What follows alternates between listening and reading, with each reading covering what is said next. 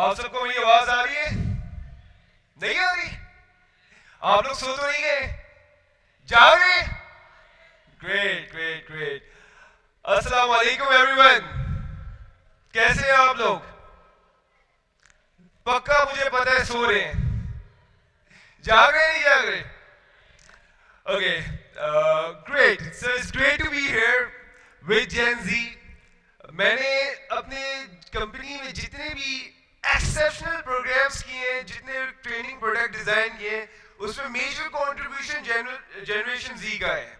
सो ये टॉक मेरी बड़ी पर्सनल है मेरे लिए, बिकॉज आई लव जेन जी। उनके आइडियाज, उनकी एनर्जी, उनका एंथुजियाज्म मुझे बहुत पसंद है।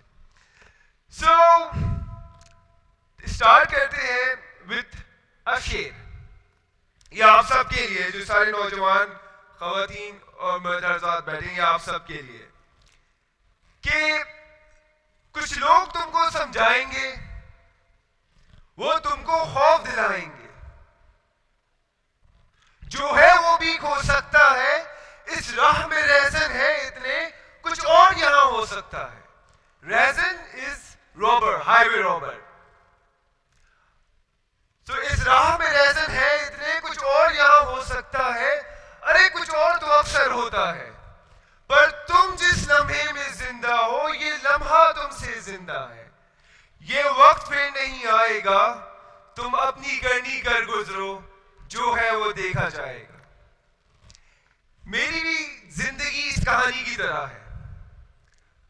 12/12/2012 ये वो दिन था जिसका वेस्टर्न दुनिया के फिलोसोफर्स, थिंकर्स, फॉर्चून टेलर्स को बेसब्री से इंतजार था। कुछ लोग कह रहे थे कि दुनिया में एक बड़ा पैराडाइम शिफ्ट आएगा, कुछ लोग कह रहे थे कि दुनिया खत्म हो जाएगी, और कुछ लोग कह रहे थे कुछ बड़ा होने वाला है। ना तो दुनिया खत्म हुई, ना कोई पैराडाइम शिफ्ट आया, पर हाँ, एक अदना से तालिबे इल्म की जिंदगी बदल गई। उस रात मैं अपने दोस्त आसिफ, जिसे प्यार से मैं भालू कहता हूं, उसके साथ जॉर्ज चौरंगी के पास रेस्टोरेंट हॉट रोल में बैठा रोल खा रहा था। हम लोग बहुत मजे मजे की बातें कर रहे थे कि इतने में से मैं देखता हूं एक बाइक आती है, उसमें से दो नौजवान उतरते हैं। वो अपनी पीठ के पीछे से AK-47 निकाल के हवाई फायरिंग करने लगते हैं। मैं घबरा जाता हूं। आसिफ मुझे कहते हैं, जानी टेंशन ना लो, ये लोग दुकानें बंद कराने आए हैं। ये कह के हम लोग गली की ओर भागने लगते हैं। अब भागते भागते मुझे हल्की सी गुनूदगी सी महसूस होती है और पीठ पे चिपचिपाहट सी महसूस होती है। मैं जमीन में हल्का सा गिर जाता हूं। फिर जैसे ही मैं अपना कुर्ता उठा के देखता हूं, तो देखता हूं कि मेरा पीठ में मोटा सा जख्म है, सुराख हुआ है, उससे बेतहाशा खून निकल रहा है। मुझे पहले तो यकीन नहीं आता ये ख्वाब है या हकीकत, क्योंकि ना तो मेरे किसी पॉलिटिकल पार्टी से कोई एफिलिएशन, ना कोई मेरी किसी से दुश्मनी। मैं तो मिडिल ईस्ट में रहता हूं, इधर छुट्टियां मनाने आता हूं कराची। भारत परेशान होकर मैंने बुलाया अपने दोस्त भालू, भालू इधर आ इधर आ। वो आता है, वो देखता है और घबरा के बोलता है, चौधरी ये क्या हुआ, ये क्या हुआ। बहरहाल मुझे अस्पताल लेके जाया जाता है, मेरी सर्जरी होती है, और मुझे डिस्चार्ज करने से पहले सर्जन बोलता है एक ऐसा जुमला जो मैं सारी जिंदगी नहीं भूलता। वो कहते हैं, तंजील आप वॉक नहीं कर सकते, आप एक्सरसाइज नहीं कर सकते, आपने अपनी लिमिटेड मूवमेंट रखनी है। अब आप लोग सोचें, एक ऐसे बंदे को ये बात बोल रहे हैं जिसने सारी जिंदगी स्पोर्ट्स खेला हो, बॉक्सिंग की हो, टाइक्वांडो की हो। बहरहाल मैं अपने घर आ जाता हूं और एक हफ्ता लाश की तरह पड़ा रहता हूं।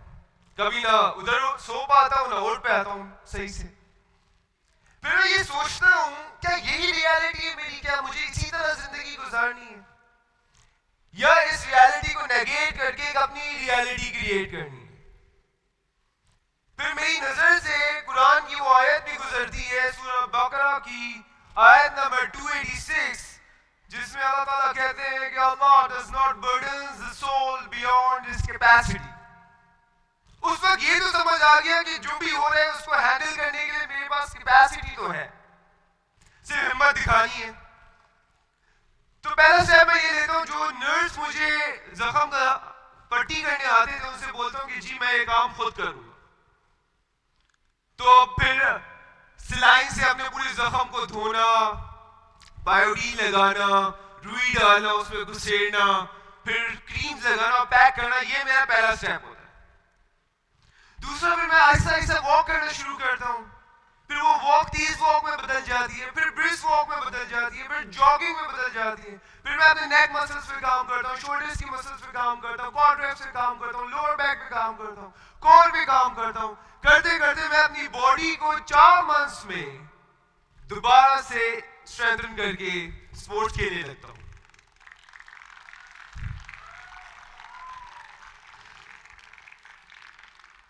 कुछ मैं भी हैरान था, कुछ डॉक्टर्स भी परेशान थे। जैसे ही मेरी जिंदगी का पहला चैलेंज कंप्लीट होता है तो दूसरा बिल्कुल कोने में खड़ा होता है। मैं अपनी आला तालीम करने ऑस्ट्रेलिया चले जाता हूँ, MBA करने। और ऑस्ट्रेलिया जाते हुए ये सोच के गया होता हूँ, मैंने बैचलर्स किया है, ACC कंप्लीट किया है, वहां जाके कॉर्पोरेट नौकरी करूंगा और साथ साथ अपनी पढ़ाई कंप्लीट करूंगा। लेकिन जब मैं उधर जाता हूँ तो ये पता चलता है कि 80% स्टूडेंट्स आके इधर और जॉब्स करते हैं।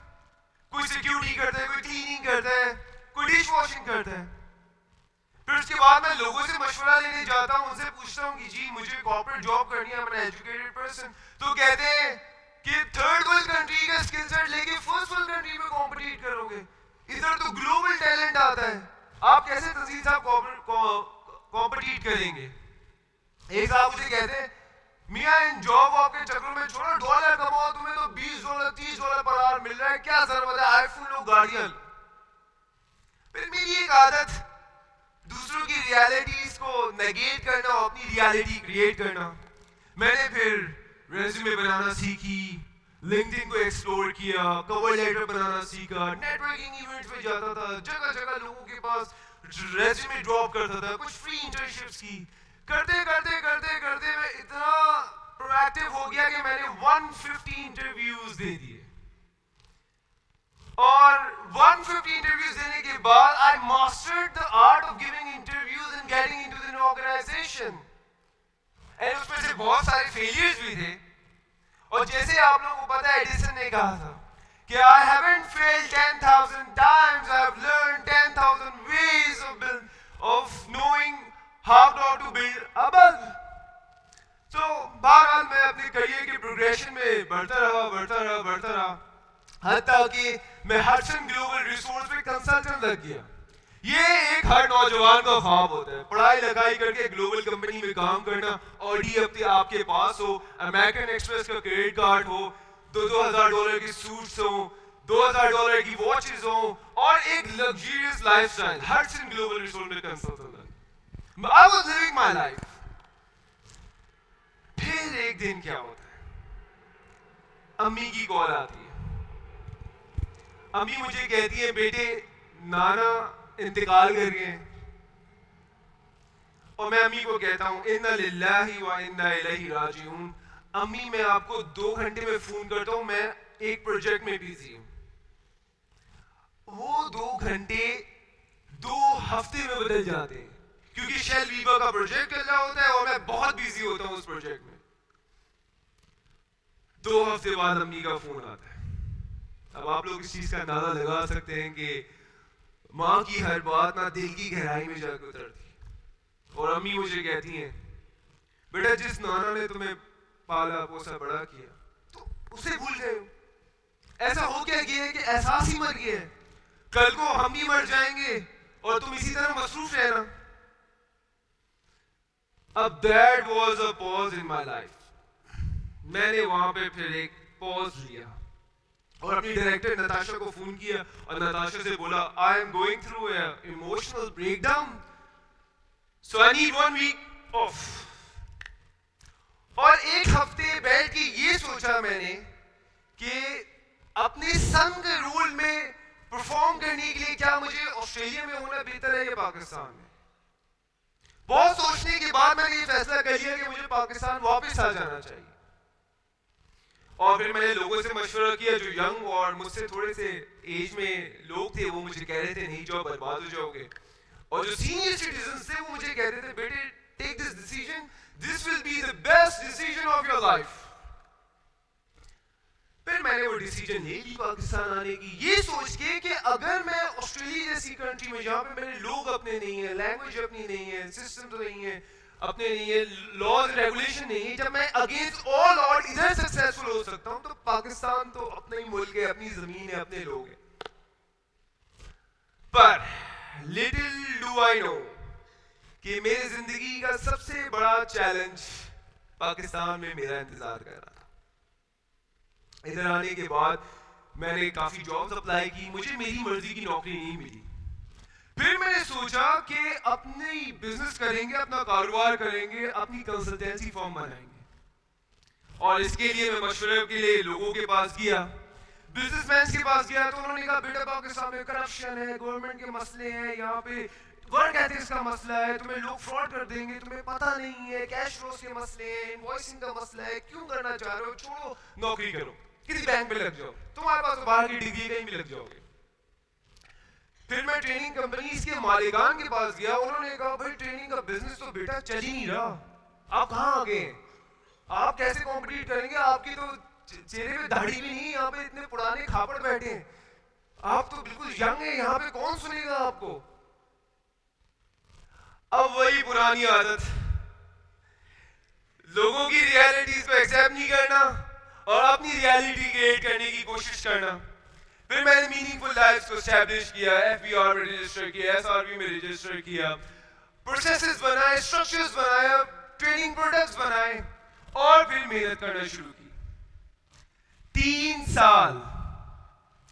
साल लगे मुझे मीनिंगफुल लाइफ्स को खड़ा करने में, 3 साल with no profit, no loss, and with lot of efforts. Today, Meaningful Lives,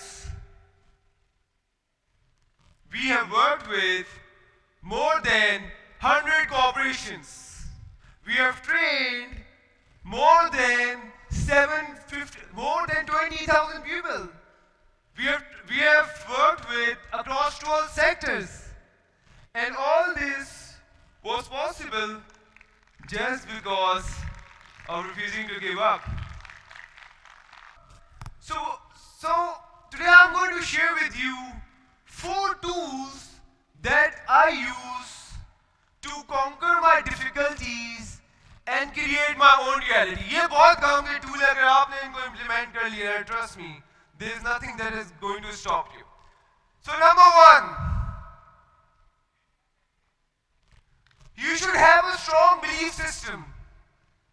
आपके पास ये बिलीफ सिस्टम होना चाहिए कि अल्लाह ताला ने आपको बेहतरीन बनाया है। अल्लाह ताला की फैक्ट्री में बी और सी क्वालिटी नहीं होती, सिर्फ ए होती है। आप ए हो, आप सब ए हैं, right? That is the first belief system that you should have. Second belief system, don't let anyone tell you you can't do it. Create your own reality. आपके अंदर जितना पोटेंशियल है आपको पता ही नहीं, क्योंकि आपने एक्सप्लोर नहीं किया। Right? So you should develop a strong belief system. Second, have a problem-solving mindset. जितनी भी problems आए उसको इस नजर से नहीं देखना कि इतनी बड़ी problem है मैं क्या करूँगा। आपने इस नजर से देखना I'm going to face it. मेरे पास इतने सारे brain में neurons हैं, I'm sure I'll be able to figure it out. Third is consistency. You should have a consistency routine. Routine बहुत जरूरी है. Rome was not built in a day. Meaningful life को 3 साल लगे बिल्ड होने में. तो आप अपने गोल की तरफ, अपने एम की तरफ, अपने ड्रीम की तरफ स्टेप बाय स्टेप चलते रहें, and you will reach it. Lastly, last but not the least, have a strong value system. आपको जितने भी रोल्स अल्लाह ताला ने दिए, चाहे वो सन हो, डॉटर हो, फादर हो, मदर हो, नेबर हो, उम्मती हो, सिटीजन हो, उन सब में आपने परफॉर्म करना है. Life is all about balance. ऐसा नहीं है कि आपने एक बिजनेस एम्पायर बिल्ड कर लिया और पीछे सारे रिलेशनशिप्स को साइड पे रख दिया. आपकी वैल्यू सिस्टम होना चाहिए, आपके अपने इक़दार होने चाहिए. And remember, if you don't stand up for your values, you will fall for anything. So these are the 4 tools that I've used to build and live a meaningful life. And I hope if you use this tool, inshallah, you will also succeed. Thank you very much, Ji.